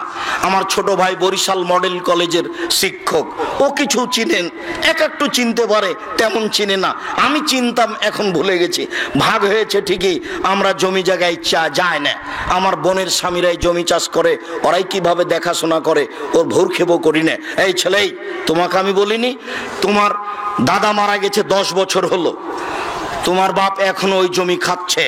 তোমাকে বলেছি যে তোমার দাদা মারা গেছে 10 বছর হলো, তোমার বাপ জমি সকালে নিবে আর তোমার ফুফু বিকালে নিবে, এরকম না, একসাথে নিবে, একসাথে নিবে। এই বগুড়ার নোংরা নীতি, এই রংপুর গায়েবান্ধা লালমনিরহাট নীলফামারীর নোংরা ন্যাক্কারজনক জঘন্য নীতি। বেটা বোনকে জমি ভাগ করে দেয় না, যদি বোন জমি চাই তাহলে একবারে চোখ লাল করে বলে চলে যা, আর কোনোদিন আসবি না।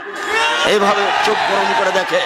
এই ছেলে, তোমাকে বলে যাচ্ছি, তুমি আজকে তোমার বাপকে বলে দিও ফুফুর জমি খেতে দুনিয়াতে আসেনি, ভাগ্য নিয়ে এসেছি, ভাগ্য ছাড়া আসেনি।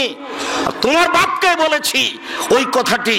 আল্লাহ যেখানে বললেন বুঝেও বুঝি না, অন্তর আছে বুঝি না, দেখেও দেখি না, চক্ষু আছে দেখি না, শুনেও শুনি না, কান আছে শুনি না। দেখেও দেখে না ওরা, চক্ষু আছে দেখে না, শুনেও শুনে না ওরা, কান আছে শুনে না, জেনেও বুঝেও বুঝে না ওরা, অন্তর আছে বুঝে না। উলায়েকা কাল আনআম, তারা হচ্ছে পশু প্রাণীর মতো, তারা গরু ছাগলের মতো, তারা কুকুর শ্রীগালের মতো। ভালো হওয়া দল বরং তার চেয়ে খারাপ, কুকুর শ্রীগালের চেয়ে খারাপ কে? বলেছি তোমার বাপ। তোমাকে খারাপ লেগেছে? আমি তোমার বাপকেই বলছি, তোমার বাপ কুকুর শ্রীগালের চেয়ে খারাপ। কেন? তোমার বাপ তোমার ফুফুকে জমি বের করে দেয়নি। বলে দিও আজকে বাড়িতে গিয়ে আগে জমি ভাগ করতে হবে, তারপরে খাওয়া দাওয়া। ফুফুরাকে ডাকেন, আগে জমি ভাগ হবে, তারপরে কোনো কথা। ভাগ্য নিয়ে দুনিয়াতে এসেছি, ভাগ্য ছেড়ে আসেনি। ফুফুর জমি খেতে হবে এই জন্য পৃথিবীতে আসেনি। কাজ করে খেতে পারি, শেষ পর্যন্ত চকলেট বিক্রি করে খাবো। যদি চকলেট বিক্রির টাকা না থাকে, মানুষের বাড়িতে কাজ করে খাবো। মানুষের বাড়িতে যদি কাজ না পাই, তাহলে বগুড়া ট্রেন স্টেশনে যাব, সারাদিন মানুষের ব্যাগ ধরে গাড়িতে তুলে দেব, সন্ধ্যা হতে হতে 300 টাকা হবে। এইটা হবে রুজির পথ। ফুফুর জমি খেয়ে পরকাল হারাতে রাজি নই। সেই কালের এই কাল আবার ফিরে এসেছে। মেয়ে জন্ম নিলেই পিতার মুখ কালো হয়ে যায়। মহান আল্লাহ বলেন, ওয়াইদাল মাউদাতু সুইলাত বিআইয়ি দামবিন কুতিলাত, সেদিন তাদেরকে জিজ্ঞাসা করা হবে, বলো তো ও মেয়ে, তোমাকে কোন অপরাধে হত্যা করা হয়েছে? যে মেয়েকে আপনি জীবিত মেরে ফেললেন, সেই মেয়েকে বিচারের মাঠে জিজ্ঞাসা করা হবে, বলো তো তোমাকে তোমার মা কোন অপরাধে হত্যা করেছে? তোমার বাপ তোমাকে কোন অপরাধে হত্যা করেছে? তাহলে জাহেলিয়াতের যুগে, বন্যতার যুগে, বর্বরতার যুগে মেয়েদের কোনো মান মর্যাদা ছিল না, তাদেরকে মাটিতে পুঁতে দেওয়া হতো। এ কথা আল্লাহ বলছেন, এ কথা নবী বলছেন। এই নকশা সুন্দর করে আল্লাহ তাআলা উল্লেখ করেছেন মেয়েদেরকে মাটিতে পুঁতে দেওয়ার বিষয়টি। বিবরণটি এইভাবে এসেছে। আগে বাপ গিয়ে মাঠে গর্ত খুঁড়ে এসেছে, এরপরে বাপ মাকে বলেছে যে তোমার মেয়েকে সুন্দর করে সাজিয়ে দাও। মা মেয়েকে সুন্দরী করে সাজিয়ে দিয়েছেন। এবারে সাজানো গোছানো সুন্দর মেয়েকে নিয়ে গিয়ে সুন্দরী মেয়েটাকে গর্তের পাশে দাঁড় করিয়ে বলছে, আম্মু নিচের দিকে দেখো তো আম্মু। তখন ওই মেয়ে নিচের দিকে লক্ষ্য করেছে। যেমনই বেখিয়াল মাসুম নিষ্পাপ মেয়ে গর্তের দিকে লক্ষ্য করেছে, বাপ পিছন দিক থেকে ধাক্কা মেরে ফেলে দিয়েছে। এবার ফেলে দিয়ে দুদিক থেকে মাটি চাপা দিতে শুরু করেছে, আব্বা আমাকে বাঁচান, আব্বু আমাকে বাঁচান, আব্বু আমাকে বাঁচান। নিষ্ঠুর নিষ্ঠুর পিতা লক্ষ্য করেনি, ওই অবস্থায় মেয়েকে মাটিতে পুঁতে দিয়েছে। আপনি কি মনে করছেন যে পরিস্থিতি এত জটিল, পরিস্থিতি এত কঠিন যে মেয়েকে ভালোবাসার মতো কোনো পরিস্থিতি ছিল না? তারই গায়ের রক্তে মাংসের মেয়ে কোথায় ঠিক? ওই মেয়েকে লক্ষবার চুমা দিবে এ কোথায় ঠিক? ওর মা তাকে আদর যত্ন করে মানুষ করেছে এ কোথায় ঠিক? তার মা জানে মেয়েকে নিয়ে গিয়ে মাটিতে পুঁতে দিবে এ কথাও ঠিক। এরপরেও কেউ পরিস্থিতির কারণে রক্ষা করতে পারে না। সামান্য পরিস্থিতিতে মা মরে যাচ্ছে, করোনা ভাইরাসে বেটা মায়ের গায়ে হাত লাগায় না, সামান্য পরিস্থিতিতেই। তাই সেটাই মানুষ গ্রহণ করে নেবে এত সহজে। সম্মানিত দিনী ভাই বোন, এই যে সেদিন বগুড়া নিমগাছির লোকই ধরে নেন কথার কথা, ঢাকায় মেয়ে পড়ে ঢাকা বিশ্ববিদ্যালয়ে, বারবার খবর নিচ্ছে, আম্মু কেমন আছো আম্মু? আম্মু টাকা পয়সা কমে গেলে বলিও, টাকা পয়সা না থাকলে বলিও, তোমার চাচাতো ভাই আছে তার কাছে টাকা নিয়ে নিও। আম্মু সকালে আজকে নাস্তা করেছো? কত যে খবর আর কত যে হিসেব। 3 দিন পরে একদিন চাচাতো ভাই বলছে যে চাচু কি খবর, কি খবর? বলে আপু তো চলে গেছে বের হয়ে। ওকে ত্যাজ্যপুত্র করলাম, ওকে ত্যাজ্যপুত্র করলাম। ওই মেয়ের চোখ দেখবো না, ওর মুখ দেখবো না। ওকে যদি পাই তাহলে এই ভয় পেয়ে টুকরা টুকরা করে কেটে তুরাগ নদীতে ভাসিয়ে দিব, পদ্মা নদীতে ভাসিয়ে দিবেও তাই। এখন পেলেই তাকে জবে করবে। বলেন কি হলো? ভালোবাসা কোথায় গেল? ভালোবাসা কোথায় গেল? এরই নাম পরিস্থিতি। সেই কালে মেয়েদের ভালোবাসা ছিল না এ কথা নয়, ভালোবাসা অগাধ ছিল, পরিস্থিতির সামনে টিকতে পারেনি। এরই নাম পরিস্থিতি। পরিস্থিতিতে মেয়ে নেব না এই কথা বলছে, তার মানে বন্যতার যুগ ফিরে এসেছে, বর্বরতার যুগ ফিরে এসেছে, অসভ্যতার যুগ ফিরে এসেছে। মাটিতে মানে মেয়েকে পুঁতে দেওয়া হতো। কত আয়াত, কত হাদিস। মুগিরা ইবনে শুবা রাদিয়াল্লাহু তাআলা আনহু বলেন, রাসূল সাল্লাল্লাহু আলাইহি সাল্লাম বলেছেন, ইন্নাল্লাহ হাররামা উকুকাল উম্মাহাত। আল্লাহ তাআলা চিরদিনের জন্য মায়ের অবাধ্য চলাকে হারাম করেছেন। এই ছেলে, মনে রেখো একটা কথা, যেদিন তোমার বিবাহ হবে সেদিন থেকে তুমি তোমার মাকে আর ভালোবাসতে পারবে না। যেদিন বউ বাড়িতে আসবে সেদিনই তোমার মাকে আর তুমি ভালোবাসতে পারবে না। পরিস্থিতি তোমার উল্টে যাবে। দিন যত যাবে পরিবেশ তত জটিল হবে। এক সময়ে মনে হবে এই মাটির উপরে সবচেয়ে বড় শত্রু আমার মা। আর তোমার মা যা বলে সবই উল্টা কথা বলে, উল্টা বলে এ কথাও ঠিক। আরে টাকা দিয়েছো তুমি ফল খেতে, টাকাটি তোমার মা তোমার বড় বোনকে দিয়ে পাঠিয়ে দিয়েছে। মা সেদিন যে টাকা দিলাম, ও টাকা খরচ হয়ে গেছে, কি করলেন? টাকা তোর বড় বোনকে দিয়ে দিয়েছি। আরে আমি আপনাকে ফল খেতে দিলাম, টাকা দিলাম ফল খাওয়ার জন্য, আর আপনি টাকা দিয়ে দিলেন মানে? অবাক। আপনার ছেলে আর আপনার বড় ভাইয়ের বড় বোনের ছেলে এক জায়গাতে খেতে বসেছে, তো আপনার মা বড় মাছের টুকরা আপনার বোনের ছেলের পাতায় তুলে দিয়েছে। এইটা আপনার বউ দেখেছে। এবার রাতে, হ্যাঁ তোমার মা এরকম, তোমার মা তোমার বোনের ছেলেকে ভালোবাসে। আমি রান্না করলাম কষ্ট করে, বড় মাছের টুকরাটা তোমার বোনের ছেলেকে দিয়ে দিল, আমি এগুলো সহ্য করতে পারি না। কত কি! আপনি সন্ধ্যায় এসে দেখছেন আপনার মা বিছানে পেশাব করেছে, উঠতে পারে না, বিছান গন্ধ করছে। আপনি বলছেন, হ্যাঁ তুমি আমার মায়ের বিছানা পরিষ্কার করনি, আমার মায়ের চাদরটা ধুয়ে দাওনি। তখন আপনার বউ বলছে, তোমার মাকে তুমি দেখো, তোমার মায়ের বিছানা তুমি পরিষ্কার করো। ওই ঘরে ঢুকলে তোমার মা আমাকে অকথ্য ভাষায় গালি দেয়, আমি তোমার মাকে দেখবো মানে? আপনার মা অকথ্য ভাষায় গালি দেয়, এই কথাও ঠিক। নেন, এবার কি করবেন?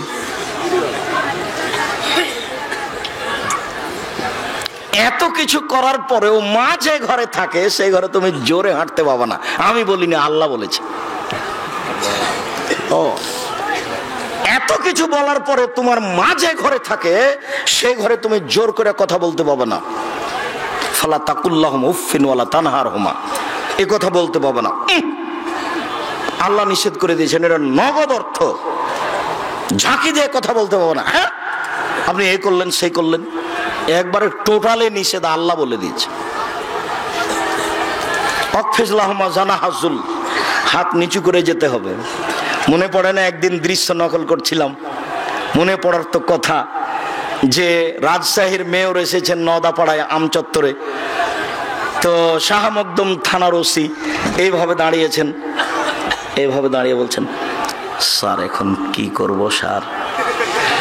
তা আমি তো দৃশ্য দেখে অবাক হয়ে গেলাম। আমি তো পাশে বসেছিলাম সেই দিন, যেটা ব্যাপার কি, এটাতে ছিল মায়ের জন্য, এইটা কি করে মেয়র পেল? এটা তো মায়ের জন্য ছিল, কিভাবে এখানে চলে আসলো? অথচ মায়ের সামনে এভাবে যাওয়ার কথা আল্লাহ বলছে। আবার বলছেন শেষের দিকে, অকুর রব্বির হামহুমা কামা রাব্বায়ানি সাগীরা, হে আল্লাহ তুমি আমার পিতা মাতাকে ওইভাবে দেখো, ভালো অবস্থায় আমাকে যেভাবে দেখেছিল, যার কারণে আপনাকে আমি সালাতের শেষে সালাম ফিরার পূর্বে একটা দোয়া পড়ার জন্য পরামর্শ দিয়েছি, মনে আছে কি? রব্বির হামহুমা কামা রাব্বায়ানি সাগীরা। আর এটা যেন মনে থাকে, এর জন্য কি বলেছি বলেন তো দেখি? জাযাকাল্লাহ খায়ের। 2 রাকাত সালাত আদায় করতে হবে। 2 রাকাত সালাত আদায় করে আল্লাহকে বলতে হবে, আল্লাহ তুমি আমাকে এই দোয়াটা বলার তৌফিক দান করো, আমি যেন না ভুলি। সব সময় সালাত শেষে সালাম ফেরার পূর্বে রব্বির হামহুমা কামা রাব্বায়ানি সাগীরা এই দোয়া বলার জন্য আমি আল্লাহর কাছে 2 রাকাত সালাত আদায় করে সাহায্য চাওয়ার জন্য বলেছি পৃথিবীর সকল দিনী ভাই বোনকে।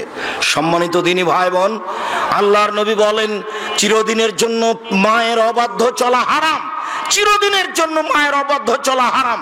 এই বেটা শোনো, আরো তোমাকে সতর্কতার সাথে বলছি, তুমি বারবার পেশাব করছো, তুমি বারবার পেশাব করছিলে বিছানে, তখন তোমার মায়ের জন্য একটা জায়েজ ছিল একটু হাসি মুখে আঘাত করা। এই অত পেশাব করিস কেন রে, এইটা তোমার জন্য জায়েজ ছিল। এখন তোমার মা তোমার কোলে, তোমার মাকে তুমি এইভাবে বলতে পারো না, কি যে করি, এত পেশাব কেমনে পরিষ্কার করি, হ্যাঁ কি যে করি, যখন তখন পেশাব করছে, এরকম কথা বলার সুযোগ নেই। একদিন তুমি ছিলে তোমার মায়ের কোলে, এখন তোমার মা তোমার কোলে। গোসল দেওয়াবা তুমি, কাপড় পরাবা তুমি, কাঁধে করে মেডিকেল নিয়ে যাবা তুমি, কাপড় পরিবর্তন করে দেবা তুমি, তোমার মায়ের সবকিছু তুমি করবা। আল্লাহ তাআলা চিরদিনের জন্য মায়ের অবাধ্য চলা হারাম করে দিয়েছেন। 2 ওয়াদাল বানাত, মেয়েকে মাটিতে পুঁতে দেওয়া চিরদিনের জন্য হারাম। অমানহাতিন, কৃপণতা চিরদিনের জন্য হারাম। বক্তব্য যখন দিচ্ছিলাম ইবাদতের জগতে সবচেয়ে শক্তিশালী ইবাদত দান, তখন মনে মনে ভেবেছিলেন যে 10 টাকা দিয়ে যাব, এখন এটা কেটে গেছে, তার মানে কৃপণতা ধরে নিয়েছে। কৃপণতা চিরদিনের জন্য হারাম। অত্র বুখারী মুসলিমের হাদিসে 3টে জিনিসকে হারাম করা হয়েছে, হারাম শব্দ উল্লেখ করা হয়েছে। 1 পিতামাতার অবাধ্য চলা, 2 মেয়েকে মাটিতে পুঁতে দেওয়া, 3 কৃপণতা করা। কায়েস ইবনে আসিম রাদিয়াল্লাহু তাআলা আনহু বলেন, আল্লাহর নবীর কাছে এসে, ইয়া রাসূলুল্লাহ ইন্নী ওয়াদতু সামানিয়া বানাতিন লি, আমার 8টি মেয়েকে আমি নিজে হাতে মাটিতে পুঁতে দিয়েছি। ও তার 8টি মেয়েকে নিজে হাতে মাটিতে পুঁতে দিয়েছে। সম্মানিত দিনী ভাই বোন, বিবরণে বোঝা যায় জাহেলিয়াতের যুগে মেয়েদেরকে মাটিতে পুঁতে দেওয়া হতো। সংক্ষিপ্ত বিবরণে মেয়েদেরকে সমাজে দাম দেওয়া হতো না। হিন্দুরা মেয়েদের সমাজে দাম দেয় না, আজও হিন্দুরা মেয়েকে জমি দেয় না। বোকা শ্রেণীর কিছু মহিলা আপত্তি তুলেছে, মেয়ে পাবে 1 ভাগ আর ছেলে পাবে 2 ভাগ। এটা তো আমাদের সাথে অন্যায় হয়েছে। ও তো আসলে বুঝতে পারেনি আমার কেন 1 ভাগ, ভাইয়ের কেন 2 ভাগ। আরে শোনো শোনো, তোমার হলো 1 ভাগ আর তোমার স্বামীর হলো 2 ভাগ, এখন হলো 3 ভাগ। দেখো ঠিকই আছে, তোমার ভাইয়ের হলো 2 ভাগ আর তোমার ভাবির হলো 1 ভাগ, দেখো এখন ঠিকই আছে। বুঝা যায়নি মনে হয়। আরো জরুরি কথা যে তোমার বাপ মারা গেছে, তোমার বাপের যত বন্ধু বান্ধব আত্মীয় স্বজন ছিল এখন সব তোমার ভাইয়ের বাড়িতে আসবে, কেউ যাবে না তোমার বাড়িতে। তাহলে তোমার বাপের উত্তরাধিকারের হিসাবে খরচ তোমার বেশি না তোমার ভাইয়ের বেশি? ভাইয়ের বেশি। আবারও শুনে রেখো, কোনো কারণবশত যদি তোমার তালাক হয়ে যায় বা স্বামী মারা যায়, তাহলে তুমি এই বাসা থেকে ব্যাক করে ফিরে কোথায় যাবা? ভাইয়ের বাসায় যাবা। তাহলে তোমার ভাইয়ের জমি জায়গা কম হতে হবে না বেশি হতে হবে? আল্লাহ 3 ভাগের 1 ভাগ মেয়েকে দিয়েছেন, 2 ভাগ ছেলেকে দিয়েছেন, এটা অন্যায় নয়। হিন্দুরা মেয়েদেরকে কিছুই দেয়নি, আজও দেয়নি। সতীদাহ তো বহু দূরের কথা, স্বামীর সাথে জীবন্ত জ্বলে যেতে হবে আগুনে, এটা তো ভাবাই যায় না। আজও বহু প্রথা আছে হিন্দুদের মাঝে, যদি স্বামী মারা যায় তাহলে তাকে একটা নির্ধারিত গাছের নিচে দিয়ে নিয়ে গিয়ে যেমন ভাবে পাঁঠাকে বলি দেওয়া হয় তেমন ভাবে ওই মেয়েকে জীবিত হত্যা করা হয় এখন হিন্দুদের কাছে। আর ইহুদি খ্রিস্টানদের কাছে মেয়েদের কোনো দাম নেই। ইহুদি খ্রিস্টানেরা আজও ওই মেয়েকে বাড়িতে রেখে দিতে পারে, ওই মেয়ের বিবাহ দেওয়ার প্রয়োজন নেই। আজও তার জমি জায়গা দিতে হবে, এটা তারা হিসাব করেনি। আজও তাদের নীতি আছে যে মেয়ে মানুষ, মানুষ কি প্রাণী আছে তার ভিতর, প্রাণ আছে কিনা ও মানুষ কিনা এটাই সন্দেহ। ইহুদি খ্রিস্টানদের এইটা হিসাব, যার কারণে তাদের বিবাহ শাদী নেই। তারা মহিলাদের 5 পয়সা দাম দেয় না। সম্মানিত দিনী ভাই বোন, মহান আল্লাহ নারীদের অনেক মর্যাদা উল্লেখ করেছেন। যে যেখানে আছেন অল্প সময় খেয়াল করবেন, আমি আপনাকে কয়েকটি আয়াত, কয়েকটি হাদিস পেশ করে নারীদের মর্যাদা উল্লেখ করছি। এই ছেলে, কিছুক্ষণ অপেক্ষা করো। আপনারা যে যেখানে আছেন কিছুক্ষণ সময় কষ্ট করে হলেও দাঁড়িয়ে থাকবেন। আমাকে দেখতে পান আর না পান, চিরদিন এই গতি আসবে না। আর আমি বছরে 5টা 7টা জালসায় আপনাদের বগুড়ায় আসব, এই নীতিও বন্ধ করেছি। সম্ভবপর চেষ্টা চালিয়ে যাব একদিন একটা জেলায় যাওয়ার, সেই গতিতে প্রোগ্রাম করতে আমি আর চাচ্ছি না। যেই গতিতে একদিন ছিলাম, বগুড়া থেকে জালসুখা থেকে পায়ে হেঁটে নাংলু চলে যাব, এটাই ছিল আমার কাছে স্বাভাবিক ব্যাপার। পায়ে হেঁটে চলে যাব আরো কোন কোন পথ। সারা বগুড়ার প্রত্যেকটা গ্রামে, প্রায় গ্রামে আমার ঘোরা আছে, জানা আছে। বগুড়ার প্রতিটা পরিবারের সাথে আমি মিশে আছি। বগুড়া জেলাতে আমার বক্তব্যের সূচনা, যারা সূচনায় ছিলেন তারা আজও অনেকে আছেন। সূচনায় থাকার একজন চলে গেছেন দুনিয়া থেকে, সেটা হচ্ছে বীরকুষ্টিয়ার আনসার মাস্টার। আনসার মাস্টারের জন্য দোয়া করি, আল্লাহ তার কবরকে প্রশস্ত করুক, কবরকে আলোকিত করুক, আল্লাহ তাকে মাফ করুক। আপনার নাংলুর ওবায়দুর মাস্টারও যারা খুব সাথে থাকতেন তার মধ্যেকার। আর আপনার এই বাগবাড়ি নসিপুরের গোলাম রব্বানির কয়েক ভাই তো আছেই, তারা তো সব সময় থাকতেন। আর আরো আপনার গাবতলির অনেকেই, বগুড়ার প্রত্যেকটা গ্রামের সাথে আমি খুব মিশে আছি, সেই ভালোবাসায় এসেছেন। তাই আমাকে দেখতে পান আর না পান, যে যেখানে আছেন দিনী ভাই বোন, এক পায়ে দাঁড়িয়ে থাকবেন এক খেয়ালে। আমি আপনাদের কিছু না কিছু উপকার করবো ইনশাআল্লাহ। আপনাকে আমি এতক্ষণ যা বলছিলাম সেই অংশ থেকে কিছু বলছি। নারীদের মর্যাদা আল্লাহ দিয়েছেন, এই মর্যাদা নারীকে রক্ষা করতে হবে। আল্লাহ তাআলা বলেন ওয়াইদা বুশশিরা আহাদুহুম বিল উনসা, আল্লাহ তাআলা বলেন ওয়াকারনা ফি বুয়ুতিকুন্না ওয়ালা তাবাররাজনা তাবাররুজাল জাহিলিয়াতিল উলা। হে মুসলিম মহিলা, তোমরা বাড়িতে থাকো। বন্যতার যুগে, বর্বরতার যুগে, অসভ্যতার যুগে নারীরা যেভাবে রাস্তাঘাটে চলতো সেইভাবে তোমরা চলো না। যতদিন পর্যন্ত নারী আল্লাহর এই আয়াতের মর্যাদাকে রক্ষা না করবে ততদিন পর্যন্ত নারী তার মর্যাদাকে ফিরিয়ে পেতে পারে না। মহান আল্লাহ বলেন ইয়া আইয়ুহান নবী, হে নবী আপনি বলুন আপনার মেয়েদেরকে, আপনার স্ত্রীদেরকে যখন তারা বাড়ি থেকে বের হবে তখন তারা মুখে কাপড় দিয়ে বের হবে, বোরকা পরে চাদর গায়ে দিয়ে বের হবে। তারা যদি এইভাবে বের হয় তাহলেই তারা তাদের মর্যাদাকে রক্ষা করতে পারবে। সম্মানিত দিনী ভাই বোন, সাথে সাথে আরো দুই একটি হাদিস মহিলাদের মর্যাদা আল্লাহর নবী এত বেশি উল্লেখ করেছেন যা ভাবা যায় না। তার একটি, মহিলারা যদি 4টি কাজ করতে পারে তাহলে তাদের জন্য জান্নাতের সব দরজা খোলা। মহিলারা যদি 4টি কাজ করতে পারে তাহলে তাদের জান্নাতের সব দরজা খোলা। 1, 5 ওয়াক্ত সালাত আদায় করবে। 2, রমজান মাসের সিয়াম পালন করবে। 3, স্বামীকে মেনে চলবে। 4, জেনায় লিপ্ত হবে না। যদি এই 4টি কাজ করতে পারে জান্নাতের সব দরজা খোলা। সাথে সাথে আরো উল্লেখ্য যে কোন মেয়ের যদি জেনা হয়েই যায় তাহলে সে যদি তওবা করে তাহলে অতীতে যত পাপ করেছে সব পাপকে আল্লাহ নেকিতে পূর্ণ করে দিবে।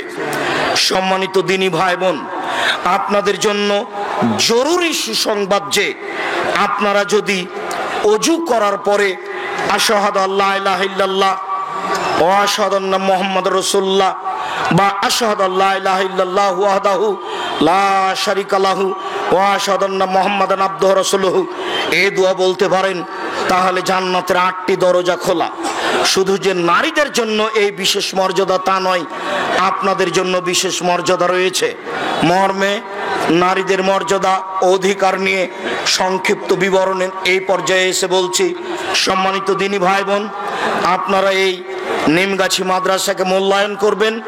যার যতটুকু সম্ভব আপনারা যাওয়ার সময় দান করে যাবেন, কম হলেও বেশি হলেও। মধ্যে যেই কথাটা রেখেছি সেই কথাটা ছেড়ে যাবেন না। আর বইগুলি সব স্টেজে আছে, মিন্নাতুল বাড়ি আছে, তাওজিহুল কোরআন আছে, আপনার আদর্শ নারী, আদর্শ পরিবার, কে বড় ক্ষতিগ্রস্ত, কে বড় লাভবান, সব বইগুলি স্টেজে আছে। আপনারা যার যতটুকু সম্ভব এখানে দান করে যাবেন। আমি আপনাদের জন্য আন্তরিকভাবে দোয়া করি। আর বইগুলি সবাই স্টেজ থেকে নিয়ে যাবেন, অন্তত পত্রিকা ছেড়ে কেউ যাবেন না। 20-25 টাকা পত্রিকার দাম, অন্য বইয়ের সাথে সাথে পত্রিকা নিয়ে যাবেন।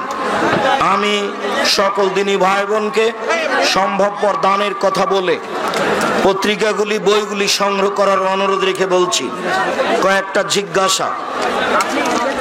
মেয়েদেরকে জমি ভাগ করে দেওয়ার সময় বাড়ির অংশ, ধানি জমির অংশ আলাদা আলাদা জায়গায় দিতে হবে নাকি সব জমি ধানি জমি দিলেও চলবে? আপোষে মিলে দেওয়া ভালো। ভিটা বাড়িতে তারা থাকবে না, মর্মে ধানি জমি আপোষ করে দেওয়াই ভালো হবে। ভিটা বাড়ি দেওয়ার চেয়ে ধানি জমি আপোষ করে দেওয়াই ভালো। কেউ প্রতিষ্ঠানকে ভুলে যাবেন না, কৃপণতা যেন আপনাকে না ধরে। 200 টাকা, 500 টাকা, 50 টাকা নিয়ে চলে গেলে রাস্তায় শেষ হয়ে যাবে। যাওয়ার সময় বেসরকারি কওমি মাদ্রাসা দিয়ে যাবেন। আর এই বইগুলি সংগ্রহ করবেন, ডান দিকে আছে। যারা সব বই সংগ্রহ করবেন তারা একটু পরে আসবেন। হুজুর আজকে আমার জন্মদিন, আমি আজকে কি কি করতে পারবো? তুমি যা কিছু করবে সেটাই শিরক হবে। জন্মদিনের কোনো দাম নেই, মৃত্যুদিনের কোনো দাম নেই। বিবাহের সময় বর এবং বউয়ের পোশাক কেমন হবে? শালীন পোশাক হবে, সুন্দর ভালো মানের। তা মাথার মুকুট চলবে না, ওটা হিন্দুদের নীতি। স্কুল বা কলেজের ক্রীড়া প্রতিযোগিতায় ক্রীড়া প্রতিযোগিতায় অংশগ্রহণ করা যাবে কি? বেহায়ারা পরিপূর্ণ আছে, না যাওয়াই ভালো। একজন মা তার স্বভাবগত কারণে তার ছেলে মেয়েদেরকে অভিশাপ দেয়। অভিশাপ দেওয়া জায়েজ নয়। যতবার মা এ কথা বলবে ততবার ফেরেশতা আমিন বলবেন। যার কারণে মায়ের উচিত মেয়ের ব্যাপারে ভালো কথা বলা, মন্দ কথা না বলা। আমি জেনারেল লাইনের দ্বাদশ শ্রেণীর ছাত্র। আমি উর্দু ও ইংরেজি পারি এবং আরবি ভাষা শিখছি। আমি কি আপনাদের প্রতিষ্ঠান জামিয়া সালাফিয়াতে পড়ার যোগ্য পাবো, সুযোগ পাবো? যাও, সামনের শুক্রবারে ভর্তির তারিখ। জামিয়া সালাফিয়া ডাঙ্গিপাড়া পবা রাজশাহীর ভর্তির তারিখ সামনের শুক্রবার। জামিয়া সালাফিয়া রূপগঞ্জ নারায়ণগঞ্জ ঢাকা ভর্তির তারিখ সামনের শুক্রবার 1 জানুয়ারি। ব্যায়ামের মাধ্যমে শরীরকে পেশিবহুল শরীরে রূপান্তর করার অনুমতি কি? শরীর ভালো রাখার চেষ্টা করো, সমস্যা নেই। কোন ব্যক্তি মারা যাবার 3 দিন পর সে ব্যক্তির বাড়িতে ধোয়া পাগলা করা হয়, অর্থাৎ কাপড় চোপড় খার বাড়ি সহ বাড়িটি পরিষ্কার করা হয়। 3 দিন পরে করতে হবে, এটা হারাম, শিরক। কোন এক সময় করতে হবে, সেটা ভালো।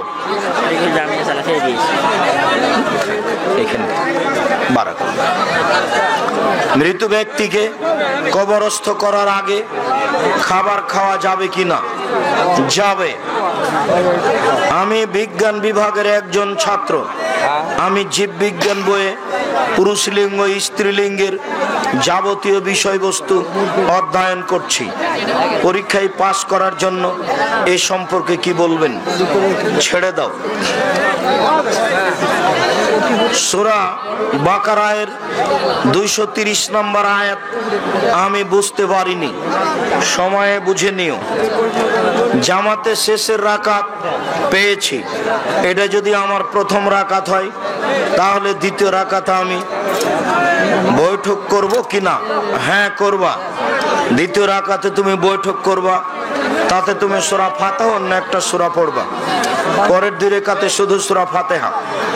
আব্দুর রাজ্জাক সাহেব, আপনি বলেছিলেন সুর দিয়ে ওয়াজ করা যাবে না, কিন্তু জনৈক আহলে হাদিসের বক্তা সুর দিয়ে ওয়াজ করেন। আমার কিছু করণীয় নেই। কঠোরভাবে আল্লাহ রাসূল বক্তব্য করতে বলেছেন। এজা খাতাবা, যখন আল্লাহ রাসূল বক্তব্য দিতেন, ও আমারা তাই না হোক, তার 2 চোখ লাল হয়ে যেত। হস্তা দাগা যাবহু, তার রাগ বেড়ে যেত। গলা সৌতহু, কণ্ঠ তার উঁচু হয়ে যেত। কান মনোজেরও যায়, যেন তিনি সৈন্য দলকে ধমক দেখাচ্ছেন। এটা হলো বক্তব্যের সুন্নাত। সেখানে কণ্ঠসুরের কোনো বালাই নেই। কণ্ঠসুর ত্যাগ করতে হবে, কণ্ঠসুর জায়েজ নয়, এটাই চূড়ান্ত। মৃত ব্যক্তির জানাজার নামাজ নীরবে পড়া যাবে কিনা? নীরবে পড়া যায়, নীরবে উত্তম, এ কথা হাদিসের ভিত্তিতে বিদ্বানগণ বলেন। তবে সরবে পড়াও যায়। ওই হাদিসের ভিত্তি, যে হাদিসে পিছন থেকে সাহাবী বললেন আল্লাহ রাসূল যেভাবে দোয়া পড়লেন, তাতে আমি যদি এই মৃত ব্যক্তি হতাম তাহলে খুব ভালো হতো। তবে নীরবে পড়ার ভাগ বেশি। হস্তমৈথুন করার পর যে নাপাক বস্তু বের হয়, তা আমাদের শরীরের কোনো স্থানে লাগলে তা ধুয়ে ফেললে নামাজ হবে কি? হবে।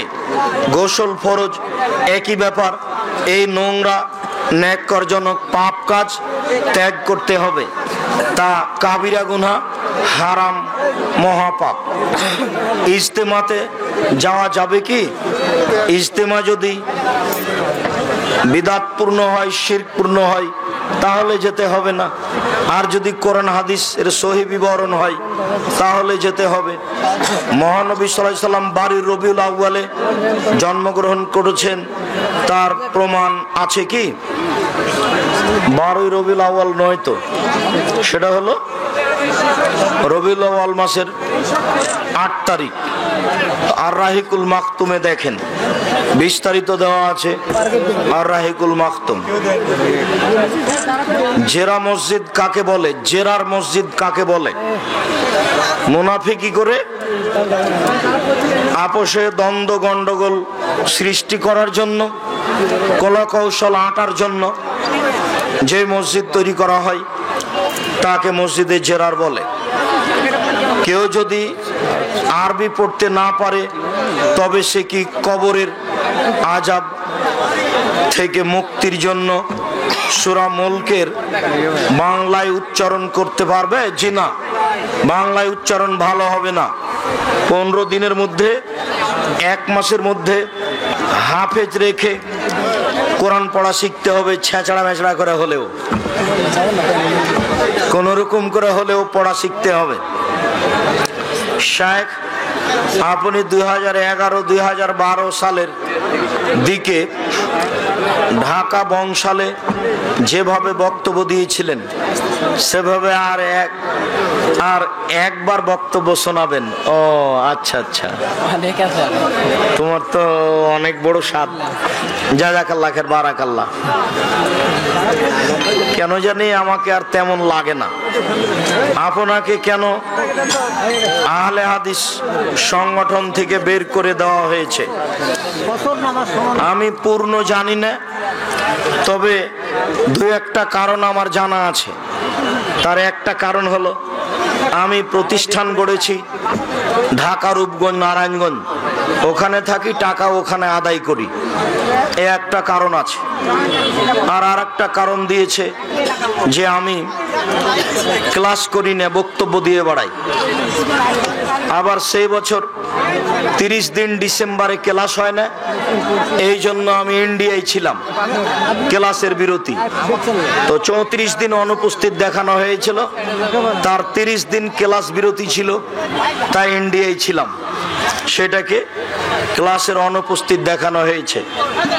আমার বলা আছে অন্যায়ের বিচার 2বার হবে, হবেই হবে, আজ হোক আর কাল হোক। কসর সালাত সম্বন্ধে বিস্তারিত বলুন। বাড়ি থেকে বের হবে সফরে, দূরে, যখন বাড়ি থেকে বের হলো তখনই কসর করতে পাবে, বাড়ি থেকে 2 কিলোমিটার দূরে হোক, 1 কিলোমিটার দূরে হোক। তবে সফরটা যদি সফর না হয়, বগুড়া শহরে গেছে, তাহলে সে বগুড়াতে গিয়ে কসর করতে পাবে না। তবে যদি ঢাকা যাই, তখনই বুঝবে যে আমি কসরে যাচ্ছি, সফরে যাচ্ছি, ব্যাগ ট্যাগ নিবে, কাপড় চোপড় নিবে। তখনও নিমগাছি থেকে বের হয়ে যদি সলাতের টাইম হয়ে যায় বাগবাড়িতে, সেখানেও কসর পড়তে পারে, কেননা সফরে বের হয়েছে। সফরের সময়, দূরত্বের সময়ে নাই, হিসাব নেই, সফরের হিসাব। সফরে বের হলেই কসর করবে, দূরত্ব নয়। বিড়ি সিগারেট খেলে নাকি 40 দিন পর্যন্ত কোনো ইবাদত কবুল হয় না। জি, এ কথাই ঠিক। রাসূল সাল্লাল্লাহু আলাইহি ওয়াসাল্লাম বলেছেন, মান সারাবাল খামরা লাম তুকবাল লাহু সালাতুন 40 লাইলা। কে যদি নেশাদার দ্রব্য পান করে তাহলে 40 দিন তার ইবাদত কবুল হয় না, সালাত কবুল হয় না। বিড়ি, তামাক, জর্দা, সিগারেট নেশাদার দ্রব্য। তুমি যদি মনে করো যে নয়, তাহলে মনে রেখো একটা কথা, আল্লাহর নবী বলেছেন, মাসকারা কাসিরুহু ফাকালিলুহু হারাম। যে জিনিস বেশি খেলে বিবেকের ক্ষতি হবে, তার কমও হারাম। এখন যারা জর্দা খায় না, তাদেরকে এক বৈঠকে বসে 250 জর্দা খাওয়িয়ে দাও, তারপরে দেখো কি হয়। আর নাহলে 1 কেজি খাওয়াও, দেখো কি হয়। বেশির তো পরিমাণ আল্লাহর নবী উল্লেখ করেননি। অতএব যারা বলেছেন মাকরু, তারাকেও ফিরে আসতে হবে। যারা বলেছেন না খাওয়াই ভালো, তাদেরকেও ফিরে আসতে হবে। যারা বলেছে তিন শ্রেণীর মানুষের সাথে আল্লাহ বিচারের মাঠে কথা বলবেন না। যারা জান্নাত পাবে না তার এক শ্রেণীর মানুষ যারা নেশাদার দ্রব্য পান করে। অতএব বিড়ি, তামাক, জর্দা, সিগারেটগুলো নেশাদার দ্রব্য, যে কোনো মূল্যে তা পরিহার করতে হবে, এটাই চূড়ান্ত। এ ব্যাপারে কোথাও পরামর্শ, কোথাও আপোষ করার কোনো সুযোগ নেই। কোন মুসলমান নাকি অন্য কোন মুসলমানের সাথে 3 দিনের বেশি কথা না বললে থাকতে পারে না। তাহলে আসাদুল্লাহ আল গালেবের সাথে আপনার কি হয়েছে? সাক্ষাৎ হয়, কথা হয়। সাক্ষাৎ হলেই কথা হয়, কথাতে কোনো বাধা নেই। তুমি দূর থেকে এত দূরে চলে গেছো কেন তা আমার জানা নাই। তোমার ভেতরে মনে হয় সবসময় খারাপ বিরাজ করে, তুমি তোমার খারাপ থেকে ফিরে আসো। ডক্টর আসাদুল্লাহ আল গালেব একজন উচ্চ শিক্ষিত জ্ঞানী গুণী মানুষ, তাকে সম্মান করে কথা বলাই উচিত জাতির সবার। মেয়ে সন্তান হলে কি গরু দিয়ে আকিকা করা যাবে? জি না। ছেলে হোক মেয়ে হোক, গরু দিয়ে আকিকা করা